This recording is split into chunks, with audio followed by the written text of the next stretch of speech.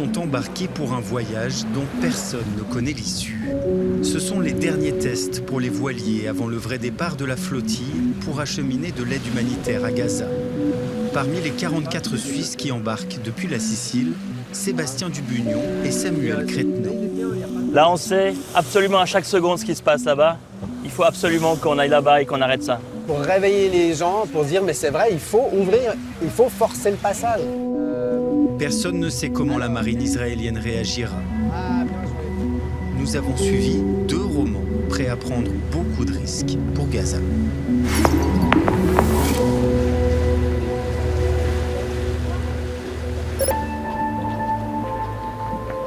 15 jours plus tôt, à 2000 km des côtes siciliennes, Sébastien est encore au travail.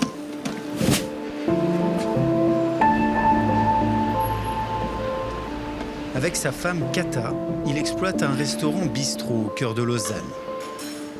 Sébastien n'a jamais milité pour un parti politique. Il se dit simplement incapable de rester les bras croisés face à la tragédie. La politique suisse ne fait rien et même agit dans le sens du génocide, dans le sens de l'anéantissement d'un peuple. Donc je suis complice personnellement si je n'agis pas. Si on veut pouvoir dire plus tard qu'on a fait ce qu'on a pu, il faut l'avoir fait. On ne peut pas dire qu'on a fait ce qu'on a pu alors qu'on ne l'a pas fait. Dans leur restaurant, le couple avait déjà cherché des solutions pour venir en aide. Très tôt, on a commencé à vendre un thé froid dont les bénéfices reviennent à une organisation qui gère des cuisines de rue à Gaza. Et puis ça, c'était une première manière de dire qu'est-ce qu'on peut faire à notre échelle, au lieu de dire je ne peux rien faire. Mais cette action leur semble bien dérisoire. Alors quand le projet de flottille internationale est lancé, la famille en parle régulièrement. Sébastien pratique la voile. Il navigue avec son père depuis toujours et transmet maintenant sa passion à ses enfants. Sa participation se précise, c'est même sa femme qui l'évoque en premier.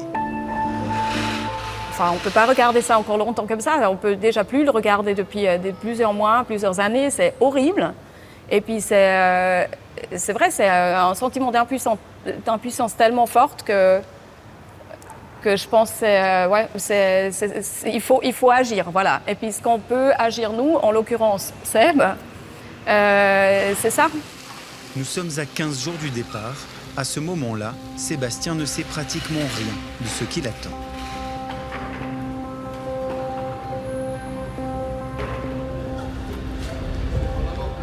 Au même moment, Samuel Crétenant, 51 ans, archéologue et éditeur, revient là où tout a commencé, la gare de Neuchâtel.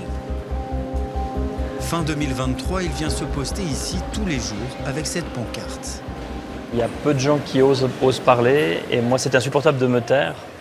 Et j'étais prostré chez moi en voyant les images en continu. J'avais besoin moi d'aller au contact des gens et savoir s'ils étaient conscients de ce qui se passait. Depuis, ce chiffre a augmenté. L'UNICEF évoque aujourd'hui 50 000 enfants blessés ou tués. Samuel ne dit rien, mais souvent, des gens s'arrêtent. Ouais, c'est triste. Nous, le peuple, on n'a rien à dire. Eux, ils injectent notre argent pour la guerre, le machin, c'est dégueulasse. Je ne comprends pas que le peuple, il dort. Mais il se réveille. Il se réveille et c'est pour ça qu'on a ouvert les candidatures. Il y a 27 000 personnes qui sont inscrites pour venir sur les bateaux du monde entier. Samuel aussi va embarquer sur un bateau de la flottille internationale. Il connaît déjà Gaza. Il y est allé 2 fois pour son travail d'archéologue. L'année dernière, il entame une grève de la faim pour dénoncer l'inaction de la Suisse. Elle dure 40 jours. Lors de sa venue à Neuchâtel, il interpelle le conseiller fédéral Ignazio Cassis. Bravo, M. Cassis, vous êtes super efficace. Vous êtes efficace dans le génocide par votre complicité. Vous avez du sang et des cadavres sur les mains. Moi, je tiens pas, mais j'ai tellement pleuré, j'ai plus de larmes en fait. Mais sans agir, le fait d'agir et de monter cette flottille, ça me met aussi dans une possibilité de ne pas regarder ça tout le temps. Je suis moins sur les réseaux sociaux et ça me permet d'avoir un semblant d'action. C'est un grain de sable, hein. Mais au moins ça me focalise sur une tentative de solution plutôt que puis sur cette boucherie permanente qui est sous nos yeux. Tout le monde peut y accéder. Samuel n'a pas hésité une seule seconde quand le projet a vu le jour. Il est même devenu l'un des coordinateurs de cette flottille internationale.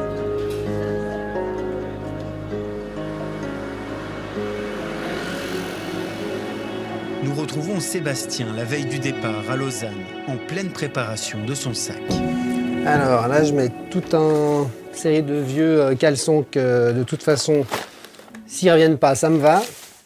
J'ai un pantalon coupe-vent un peu étanche, quelques survêtements chauds, un sac de couchage, des médicaments, du Bepanthen+, des choses comme ça, de la crème solaire. Oui, alors ça, c'est Kata qui m'a mis. Effectivement, bon, moi, je prends jamais rien normalement. Puis c'est vrai que c'est pas si bête, c'est qu'il paraît que ça aide sur une très courte période à s'endormir.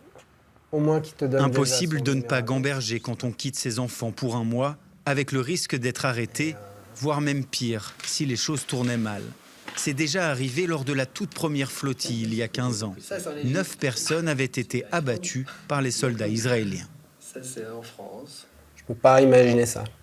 Déjà, je supporte assez mal ça. Et puis, je peux pas imaginer parce que c'est pas l'objectif. On a un objectif pacifique. Il n'y a aucune raison que ça tourne à autre chose que des arrestations qui seraient déjà suffisamment violentes, à mon avis, par rapport aux personnes qu'on est.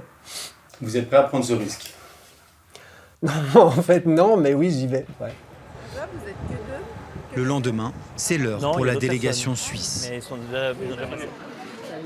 Sébastien et Samuel, qui ne se connaissent pas, se retrouvent à l'aéroport.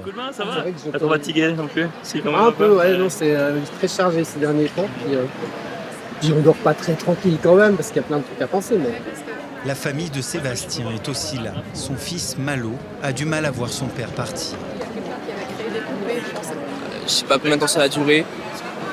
Et puis voilà, c'est quand même un truc que je connais pas, c'est l'inconnu, quoi. Ça fait peur. Je suis quand même fier de mon père, quoi. Ça impressionne. Je sais pas comment il fait, mais voilà, quoi, j'ai quand même peur. Parmi la délégation, Hicham El Gaoui. D'origine marocaine, ce médecin établi en Valais est allé plusieurs fois à Gaza l'année dernière avec une ONG. Revenu bouleversé, c'est lui qui a décidé de monter l'association suisse. Et peu importe si les précédentes flottilles ont toutes échoué à briser le blocus israélien. Si vous voyez vos enfants dans votre maison en feu, est-ce que vous allez calculer le taux de probabilité que vous avez pour les sauver ou vous allez foncer et vous allez les sauver? Je pense que nous tous, on va juste foncer pour aller sauver. Ce qui se passe à Gaza, ce n'est pas une situation juste difficile ou inquiétante. C'est une situation cataclysmique, infernale. Et donc qui justifie aujourd'hui de faire des actions comme celle-ci, même si la probabilité de réussite est faible. Car elle est faible, clairement. Pour Samuel, comme pour Sébastien, l'heure du départ a sonné, l'émotion est forte.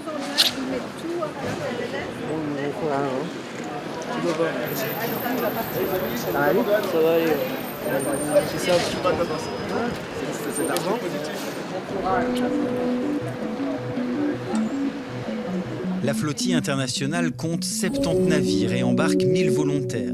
Les premiers ont quitté Barcelone fin août. Ils ont été rejoints ensuite par des embarcations parties de Tunis. Les bateaux suisses, eux, partent de Catane en Sicile, avant de tenter tous ensemble de briser le blocus israélien.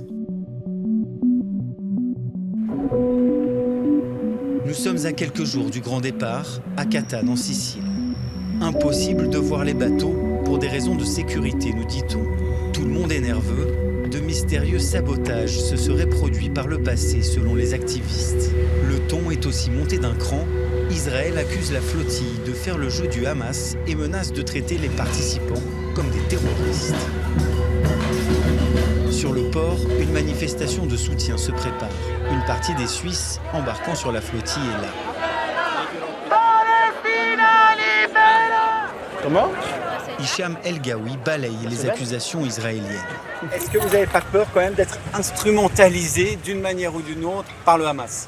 Non, pas du tout. Nos objectifs sont clairs, nos intentions sont claires, on est 100% transparent. Toutes les personnes avec qui on bosse sont vérifiées. Donc en soi, être instrumentalisé, alors la propagande israélienne, c'est clair qu'elle va nous attaquer encore et encore, mais on a tellement tellement de travail avec cette mission que toutes ces critiques, etc., honnêtement, on passe à travers. Aujourd'hui, notre objectif, c'est d'être prêt pour partir délivrer du lait en poudre et des filtres à eau, de l'aide humanitaire. C'est notre objectif. Parmi les Suisses, on repère Jack Sigoven. Ce gestionnaire de fortune genevois devait embarquer, mais cela ne se fera pas finalement, trop exigeant physiquement. J'avais une place sur le bateau. Je crois que c'était mieux réservé à quelqu'un de plus fort et de plus capable que moi. Vous avez quel âge ? 90 ans. Avec sa femme, tous les deux votent plutôt à droite. On ne les attendait pas forcément dans cette manifestation. C'est la première fois que je suis dans une manif. Et vraiment, je crois que le cas est tellement grave que gauche, droite, c'est rien. Couleur, etc., c'est rien. L'essentiel, c'est être humain pour sauver des vies humanitaires. Samuel, lui, est bien occupé. Avec l'équipe média, il doit enregistrer une vidéo pour les réseaux sociaux. Ça, je sais pas s'il va embêter, mon café. Tu me diras. Elle sera diffusée en cas d'arrestation israélienne. Si je le croise dessus, ça va ou pas? Tu me dis quand je dis. Mon nom est Samuel Crétenant, je viens de Suisse. Si vous regardez cette vidéo, c'est que j'ai été kidnappé par les forces d'occupation israéliennes contre ma volonté. Dites à mon gouvernement de mettre fin à sa complicité avec Israël et d'agir pour ma libération. Stop génocide. Tous les jours, les participants suivent des formations obligatoires à la non-violence, là aussi dans un lieu tenu secret. Mis en situation quotidienne, le programme est intensif. À 100 km de là, proche de Syracuse, Sébastien, le cafetier lausannois, lui, a une mission spéciale. À côté des méga-yachts, il monte la garde des bateaux suisses cachés dans cette marina.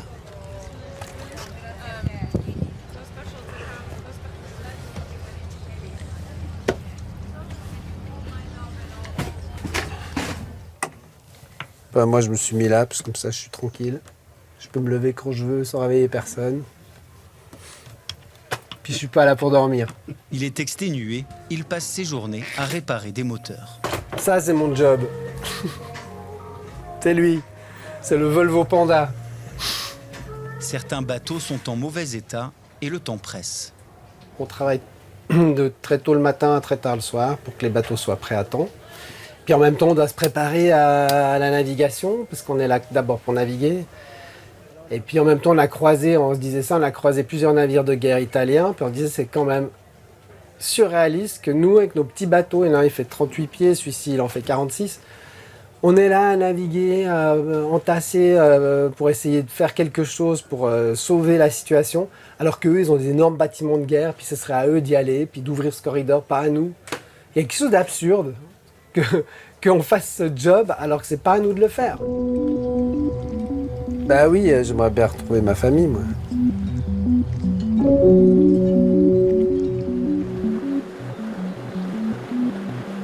Le lendemain, l'équipage largue les amarres pour un autre port sur les côtes siciliennes.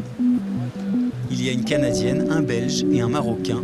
Tous ont payé de leur poche leur voyage pour venir ici. Malgré la peur, la détermination de Sébastien et Samuel a encore augmenté. Si on ne lutte pas contre le fascisme là-bas, un jour il frappera nos portes. Si on peut aujourd'hui, en 2025, affamer et tuer, brûler vifs des enfants, un jour ce sera chez nous.